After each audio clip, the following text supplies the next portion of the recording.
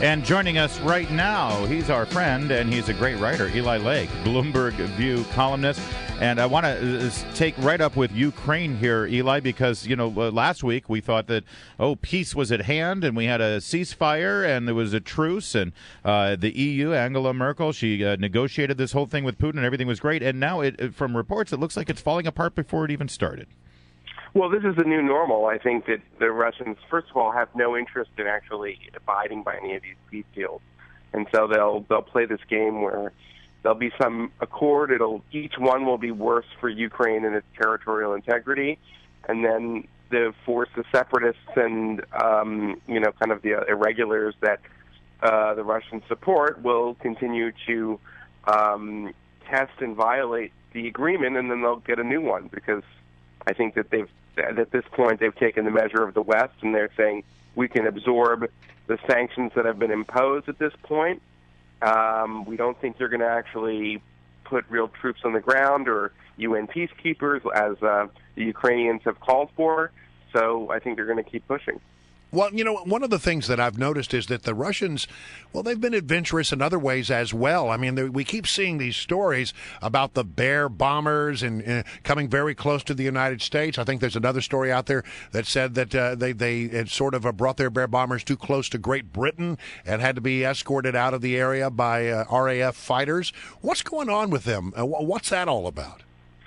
At this point, I don't want to get ahead of my skis, and I sort of have to look more into exactly what that is all about. But I mean, you listen. You're seeing this statement today from Russian diplomats that are trying to sort of deflect blame. They're putting this on the Ukrainians, saying that they're the ones really in violation of the new Minsk Accords, and it's sort of unfortunately par for the course for them. Yeah, like you said, the new normal. Eli, many people are talking about the president's words yesterday, his op-ed in the LA Times, as well as his speech at the Summit to Combat Violent Extremism. I got it right this time, the CVE.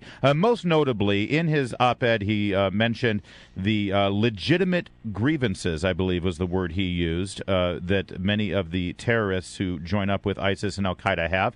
And he says that we should also look at why teenagers are picking up guns instead of, getting a job. You actually wrote about this at Bloomberg View. What's your take on these controversial statements? First of all, we should say that Bush also believed that there were root causes that, led people to join murderous organizations like Al-Qaeda and the Islamic State. He believed it was largely a deficit of freedom and the failure of governance in the region, and Obama believes that in part too, but he also thinks that there's some economic causes. But a lot of terrorists, particularly the ones that kind of come from the West, come from, backgrounds of family money and, maybe middle-class backgrounds, and also they're fairly well educated. So they've been afforded a lot of the opportunities that we think, generally would lead people away from if we were treating this like sort of gang intervention, right? And that's the problem with this summit and Obama's whole approach. He's treating it like, this is midnight basketball or something. And it's not. It's a death cult. And I think my sense of it is that people join the Islamic State in the West because they're bored and they're seeking thrills. And there's a little bit of psychopathology there, obviously, because, these beheading videos, as horrifying as they are and as much as they're meant to terrify us in the West, there also is a recruitment value to it. But I think that my view is that if Obama really wants to counter radicalization, he needs to offer young people, he needs to heighten the contradictions. He should offer young people what they really want, which is struggle, and he should say, listen, the Islamic State is a threat to our way of life. It's a threat to all the things that you care about in the West and all the things that you aspire to. And the, solemn duty of your generation as Muslim Americans and as just Americans is to defeat Islamic fascism. That, I think, could really appeal to a lot of the young people who would potentially get on the other side of that conflict, because what they really want is to be part of something that is changing history. To have a cause. Yes, and there's a very good cause. Wiping out these barbarians. That's a great cause. Saving the Middle East, saving minorities in the Middle East, saving women in the Middle East. from people who would turn them into child brides and sex slaves.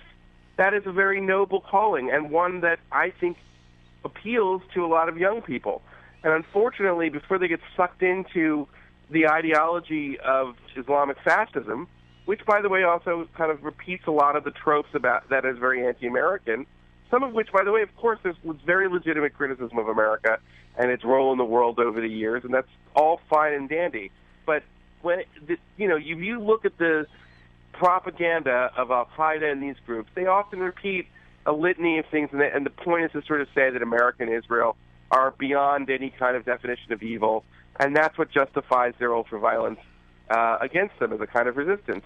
And so, you can look at that in one of two ways, but I think that Obama especially has an opportunity to basically counter radicalization by radicalizing the youth on the other side and saying, this is we should celebrate every drone strike against an Islamic State leader because it's making the world a cleaner place. What about this reluctance on the part of the administration to call a radical, they call it radical extremism. They won't call it, a radical Islam. Why is there a reluctance for them to sort of, if you were to find some guy from ISIS on the street over there and ask him, are you at war with the United States? Absolutely, they would say in a moment, yes. Why is it that we are reluctant to make such declarations on the other side of the equation? Well, I wrote about this a few weeks ago. I think that, and by the way, also Bush was reluctant to talk about Islam in this context.